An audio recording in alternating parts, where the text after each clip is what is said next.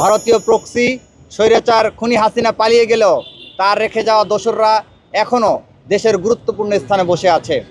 গতকাল আমরা দেখেছি বিরক্ত হয়ে পদত্যাগ করার সিদ্ধান্ত নিয়েছিলেন জুলাইয়ের রক্তের উপর প্রতিষ্ঠিত অন্তর্বর্তীকালীন সরকারের প্রধান উপদেষ্টা ডক্টর মোহাম্মদ ইউনূস। এর জন্য মূলত এই ভারতীয় দোসর এবং আওয়ামী ফেসিবাদের দোসররাই দায়ী, যারা মূলত বিভিন্ন সেক্টরগুলো থেকে দেশকে অস্থিতিশীল করার জন্য চেষ্টা চালাচ্ছে। গণ অভ্যুত্থানের পর থেকে রাজনৈতিক দলগুলোর উচিত ছিল সরকারকে সহযোগিতা করা, প্রয়োজনীয় সংস্কার শেষ করে জাতীয় নির্বাচনের দাবি করা।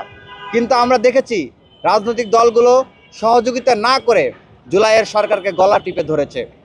5 আগস্টের পর বৈষম্য বিরোধী ছাত্র আন্দোলনকে ভেঙে যখন বিভিন্ন রাজনৈতিক দল এবং প্ল্যাটফর্ম তৈরি করা হলো, তখন থেকেই জুলাই শক্তির মধ্যে ফাটল ধরেছে। আমরা সেই ঐক্য ফিরিয়ে আনতে চাই।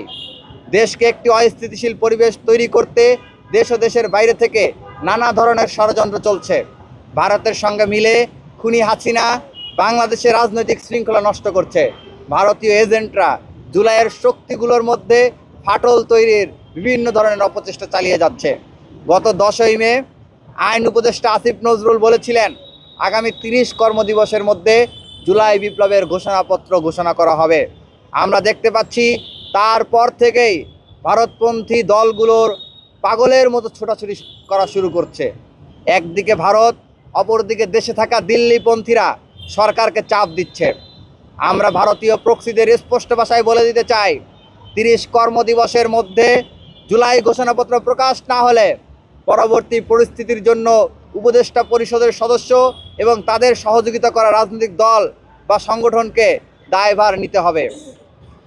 প্রধান উপদেষ্টা ডক্টর ইউনূসের হাতকে আরও শক্তিশালী করতে জুলাই ঐক্য মনে করছে সরকারের উপদেষ্টা পরিষদের আমূল পরিবর্তন প্রয়োজন।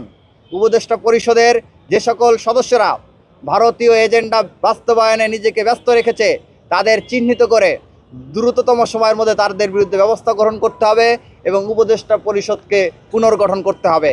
আমরা জুলাই ঐক্য থেকে ঘোষণা দিতে চাই, জন্মভূমির স্বার্থে জুলাই যোদ্ধারা আবারও রক্ত দিতে প্রস্তুত।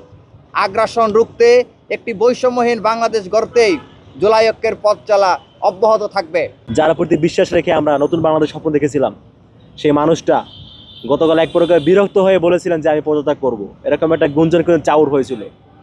তো সব কিছু মিলিয়ে দেশের এই অস্থিতিশীল অবস্থায় আমাদের তো কিছু করণীয় আছে। আপনারা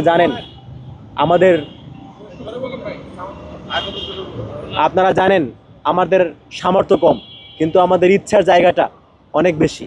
তো সেই জায়গা থেকে যখন পুরো দেশটা অনৈক্যে ছেয়ে গেছে, দেশের গুরুত্বপূর্ণ স্টেক হোল্ডাররা যাদের উচিত ছিল জুলাইকে পুনরুজ্জীবিত করে জুলাইয়ের ভাবধারায় নতুন বাংলাদেশকে এগিয়ে নিয়ে যাওয়া, তারা যখন তাদের লক্ষ্য থেকে বিচ্যুত হয়ে নিজেদের রাজনৈতিক স্বার্থ, নিজেদের ব্যক্তি স্বার্থ নিয়ে, নিজেদের আখের গোছানো নিয়ে পড়েছিল, তো ওই জায়গা থেকে আমরা যারা এখনও আমাদের মন কাঁদে জুলাইয়ের জন্য, জুলাইয়ের মানুষগুলোর জন্য, জুলাইয়ের যেই ভাবধারা সৃষ্টি হয়েছিল সেই ভাবধারা যখন বিলীন হয়ে যাচ্ছে, এগুলো দেখে আমাদের যাদের মন কাঁদে, আমরা আমাদের ক্ষুদ্র সামর্থ্যের জায়গা থেকে আমরা একটা জার্নি শুরু করেছিলাম।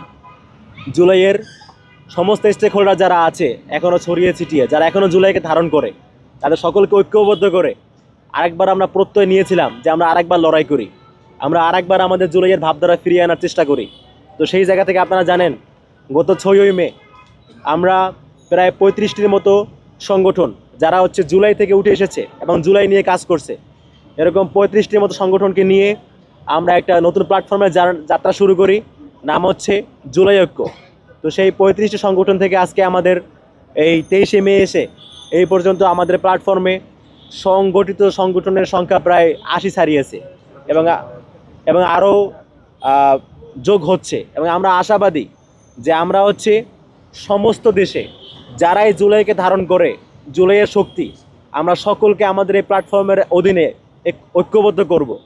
শুধুমাত্র যারা জুলাইয়ের গাদ্দার, যারা জুলাইয়ের সাথে বেইমানি করে নিজেদের স্বার্থকে প্রাধান্য দিয়েছে, তাদেরকে বাদ দিয়ে যারা প্রকৃতপক্ষে বাংলাদেশপন্থী, যারা জুলাইকে ধারণ করে, আমরা সকলকে সাথে নিয়ে নতুন করে আবারও একবার ঐক্যবদ্ধ হয়ে লড়াই করার প্রত্যয় নিয়েছি। তো সেই জায়গা থেকে আমরা দেশের এই অস্থিতিশীল পরিস্থিতিতে আমরা আমাদের কিছু করণীয় মনে করছি সবাইকে ঐক্যবদ্ধ করার স্বার্থে। তো সেই জায়গা থেকে আমরা আমার একটা কর্মসূচি ঠিক করেছি। আমাদের এই পর্যায়ে হচ্ছে আমি আমাদের পরবর্তী কর্মসূচি ঘোষণা করছি। আমাদের পরবর্তী কর্মসূচি হচ্ছে আগামী 25শে মে রোববার বিকাল 3:30টায় জুলাইয়ের সকল শক্তিকে, জুলাইয়ের সমস্ত শক্তিকে ঐক্যবদ্ধ করে ভারতীয় ষড়যন্ত্র রুখে দিতে শাহবাগে আমরা প্রতিবাদ সমাবেশ করব। আগামী 25শে মে রবিবার বিকাল 3:30টায় সারা দেশের সমস্ত জুলাইয়ের শক্তিকে ঐক্যবদ্ধ করে দেশ বিরোধী চক্রান্তের বিরুদ্ধে, ভারতীয় আধিপত্যবাদের বিরুদ্ধে, দেশকে অস্থিতিশীল করার যে একটা ব্যাপার চলছে সেইটার বিরুদ্ধে এবং আমাদের অনৈক্য নষ্ট করার যে চক্রান্ত চলছে তার বিরুদ্ধে আমরা একটা প্রতিবাদ সমাবেশ করব। সেই প্রতিবাদ সমাবেশ হবে শাহবাগে আগামী 25শে মে রোববার বিকাল 3:30টায়।